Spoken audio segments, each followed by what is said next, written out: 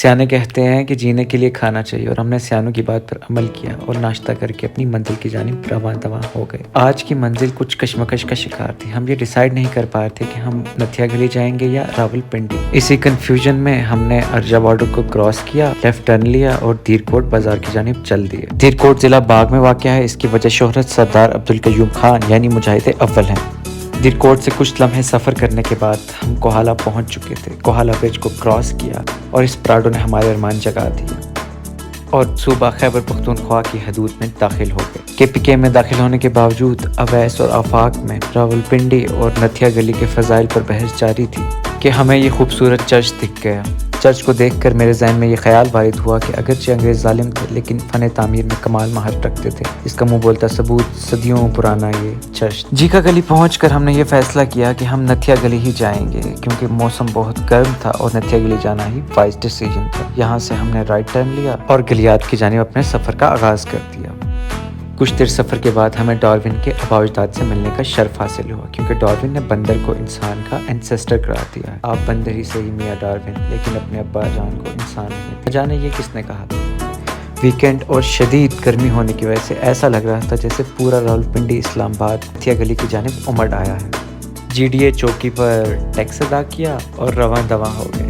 راستے میں ہمیں ایک اور ڈاروین کا رشتہ دار مل گیا۔ رش اس قدر تھا کہ قدرتی حسن کہیں پر نظر ہی نہیں آ رہا تھا۔ سائیڈ مرر میں کچھ ویو کیپچر کرنے کا سوچا لیکن میرے عقب میں بیٹھے اویس کی شیطانیوں نے مجھے ایسے کرنے نہیں دی۔ اس مقام پر پہنچ کر ہمیں لگا کہ ہم مشک پوری پہنچ گئے ہیں لیکن ہماری منزل ابھی بھی یہاں سے 13 کلومیٹر دور۔ بے تحاشا ٹریفک سے گویا ایسا گمان ہو رہا تھا جیسے گلیات کے چاند کو آج گرہن لگ گیا ہے اور ہم تھے کہ اس ٹریفک سے خائف قدرتی حسن کے دیدار کے لیے بےتاب ہوئے جا رہے تھے اور آخر کار وہ لمحہ آئی، قدرت ہمارے سامنے تھی اور اس کا حسن جو بنتا۔ اس موقع پر مجھے میر تقی میر کا وہ شعر یاد آ رہا ہے، ہم ہوئے تم ہوئے کہ میر ہوئے، اس کی زلفوں کے سب اسیر ہوئے۔ آخر کار ہم ڈونگا گلی پہنچ چکے تھے جو کہ مشک پوری کا بیس کیمپ کہلاتا ہے۔ یہاں پر ہم نے CEO یوفون پاکستان اویس محمود سبحانی کا ایکسکلوسیو انٹرویو لیا جو آپ کو بھی سناتے ہیں۔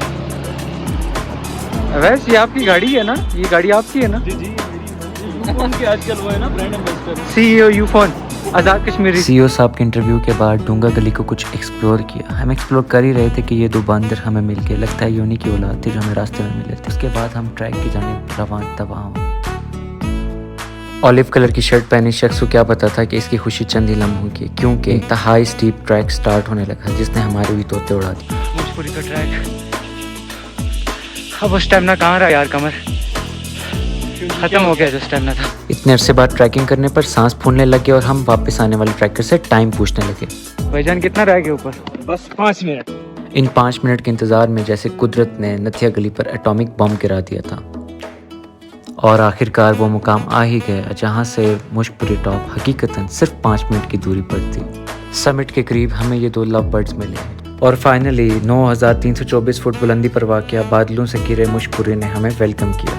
فائنلی مشک پوری سر کرنے کے بعد 2:34 پر ہم نے سٹارٹ کیا تھا اور 3:23 پر ہم پہنچ گئے۔ لگ بھگ 40 سے 45 منٹ لگے ہیں۔ کمر کی شرٹ کا مرون رنگ دیکھ کر اس گائے نے بھی حملہ کرنے کا سوچ لیا تھا اور ہم بمشکل یہاں سے بچ نکلے اور ایک حسین ٹائم لیپس بنا ڈالی۔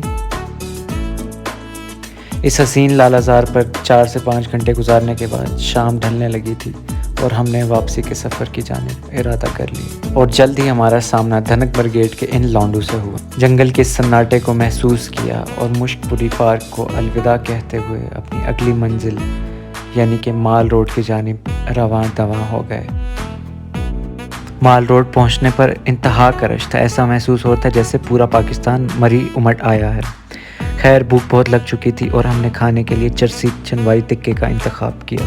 کھانا اگرچہ آرڈنری تھا لیکن بھوک کی وجہ سے بے حد لذیذ لگا۔ ہم نے اپنے ٹرپ کا اختتام اس آئس کریم سے کیا جس کی پرائس ہمیشہ ریزنیبل رہتی ہے بے شک جتنی بھی مہنگائی ہو جائے۔